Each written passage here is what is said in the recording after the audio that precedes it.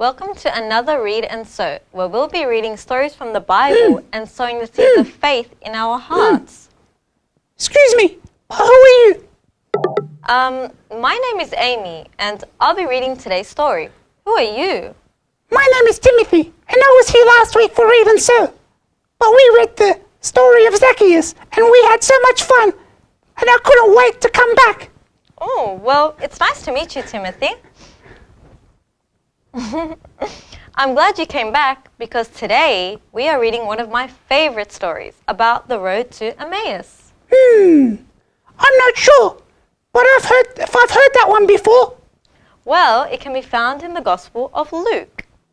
Let's read Luke chapter 24, 13 to 35.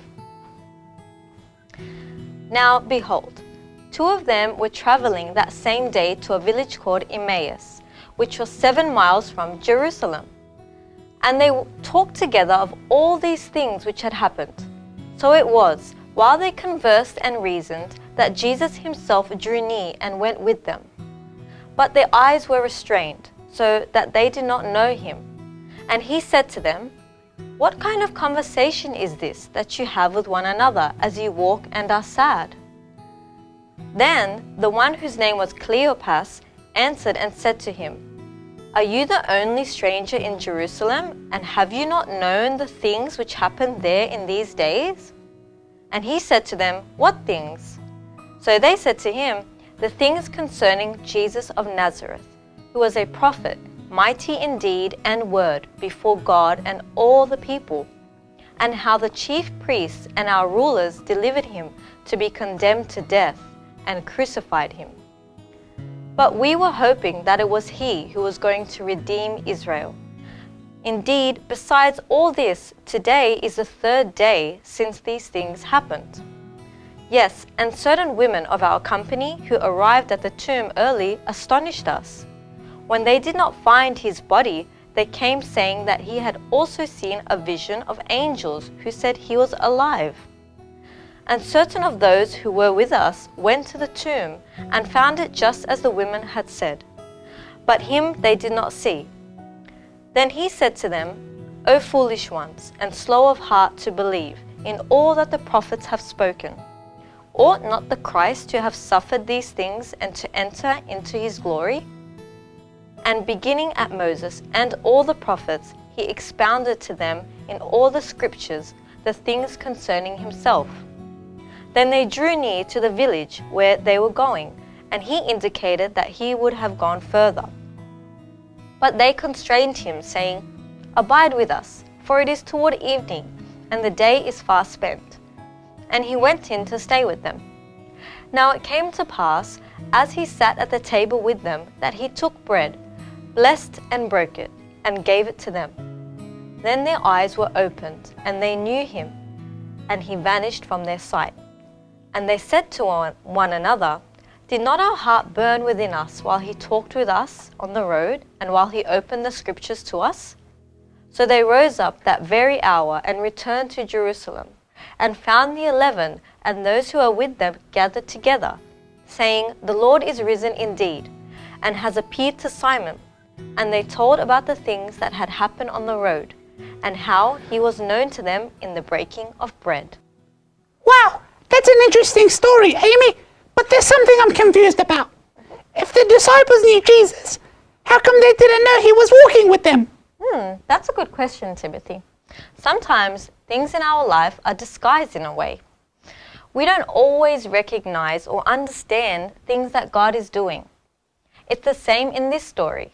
Jesus disguised himself because the disciples weren't ready to see him.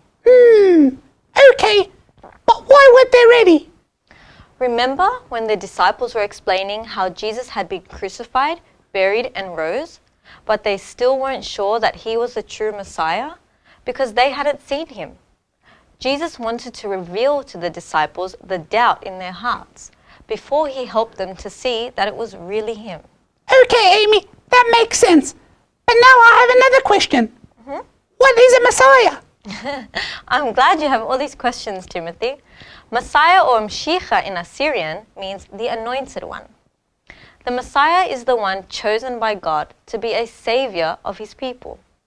The disciples, like all the Jewish people, were waiting for the Messiah to come and save them. But what they didn't quite understand is that Jesus Christ was the true Messiah that comes to save everyone, not just the Jewish people. Jesus is so kind. So then what made the disciples finally see that it was Jesus with them? Well, do you remember the last thing he did before they knew it was him? In verse 30, it says that Jesus blessed and broke bread. It was at that moment that the disciples recognized him. That's because these disciples had heard about what Jesus had done at the Last Supper, how he blessed and broke bread and gave it to his disciples. The blessing and breaking of the bread is very special.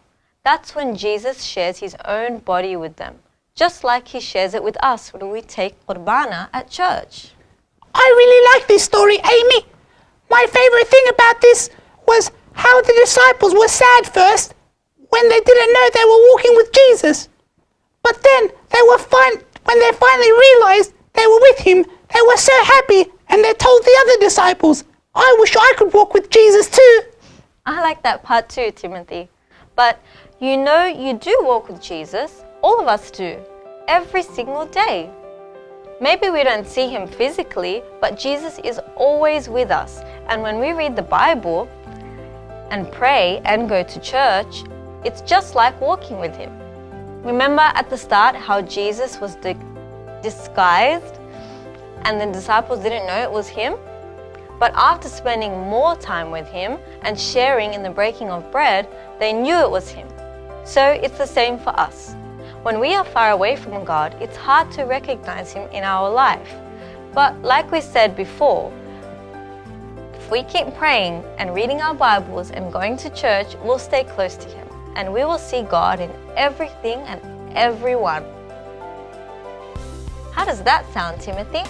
That sounds great. I can't wait to walk with Jesus every single day. That's awesome. Thanks for joining in today's Read and Sow. We hope that we'll see you next time. Bye! Bye!